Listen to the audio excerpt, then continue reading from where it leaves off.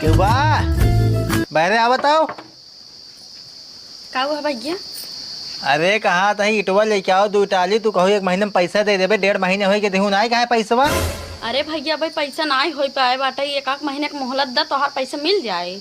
1 दिन मोहलत ना दे, आज शाम तक मौका बात तोहरे लगे। अगर शाम तक पैसा ना दे दू तो उठा ले जाब हम।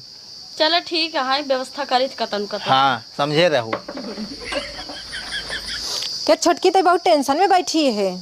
अरे दीदी जवन 2 टाली इटवा गिरवाए रहे ना, भट्टक मालिकवा आए रहा, तू हमका धमकी देगे, कहा कि अगर शाम तक पैसा न देबे तो उठवाए ले जा।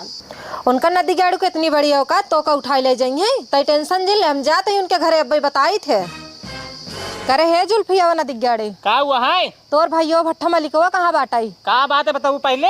क्यों ईटा लाइले पैसा न दे पाए तो उन्होंने इतना बड़ा गोंडा हो गया घरे से उठवाई लेबे। देखा हमसे भट्ठा उठा मतलब ना जानता हूँ नहीं।